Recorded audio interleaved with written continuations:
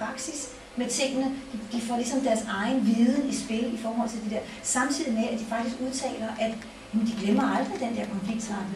Og de rent faktisk, jeg har hørt nogle af eleverne snakke om, jamen det var ligesom dengang, og så har de faktisk noget konkret på det. Fordi at de ligesom har arbejdet sådan meget håndgribeligt med det. Jeg kan godt sige, at de var så begejstrede. De var helt oppe at ringe, og de var helt med. Og de tænkte, og de spurgte ind, og de sagde, Annette, kan jeg forklare det på den måde? Og er det sådan, det her, det skal forstås? De var virkelig optaget af at forstå det. Og det var en rigtig fed proces. Og vi ramte dem, men det var så vigtigt med at ramme. Der kom sådan en anden energi ind i klassen. Hey, skal vi bare lege i dag? Ja. Ja.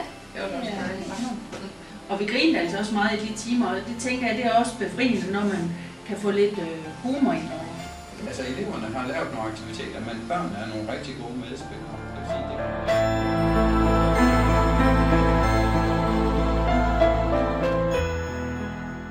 Det de fik til opgave, det var, at de skulle lave nogle aktiviteter for nogle børn ude i Løvebakken Naturskolen.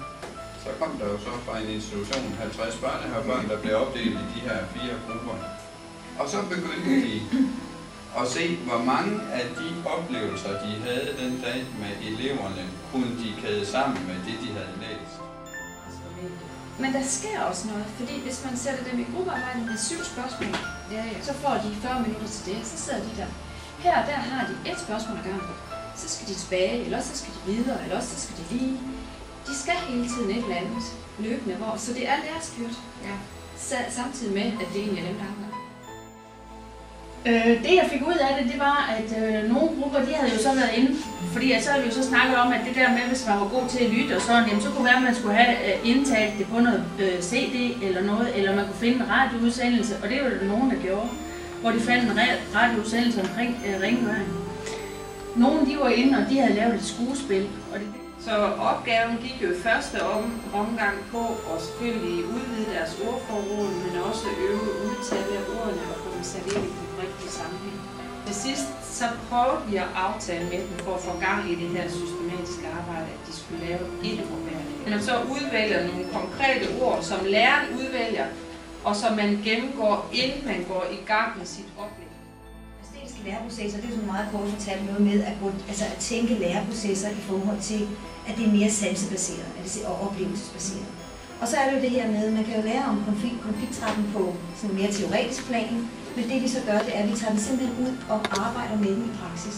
Og når vi så har spillet alle de her spil igennem, så går vi ind og snakker om, hvordan kunne man så bryde den her konflikt. Hvordan kunne der inden for drama hedder forumteater, hvor at dem, der sidder og kigger på, kan gå ind og sige stop lige præcis der, når du siger det, og han gør det, der kunne du gøre noget anderledes. Og det vi så gjorde, det var, at vi samlede alle de her 1-2 minutter MP3-filer i en mappe, som hed Podcast København. Så vi så stod over i København foran Rundetårnet, så kunne de lige gå ind og finde Rundetårnet på deres telefon. Og så kunne de høre en elev fortælle noget om Rundetårnet. Af de 65 elever har 15-20 været ordblinde. Og de elever, det er dem, der virkelig får noget ud af det her. Det er dem, der får struktureret, at det kan de bare bedre end de almindelige elever, synes jeg, det her, fordi de er gået ordblinde efter skole og alverden. Så de kan bare det der med, hvordan gør det lettest for mig selv at forholde mig til det materiale, jeg står overfor. Få skrevet det ned, de skal bruge. Nogen får lavet lydeffekter.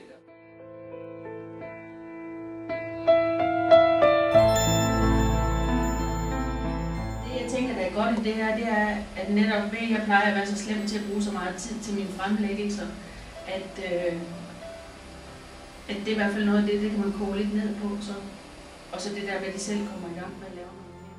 Jeg har skrevet et brev og sendt med eleverne, og vi har sendt det til Martin og Peter og praktikkoordinatorerne og opfordret dem til at gøre praktik opmærksom på, at vi kører altså nogle ting herinde, som kan bruges både her. Det er også meget krævende, fordi Louise og jeg, som jo havde helt ind og ud det her,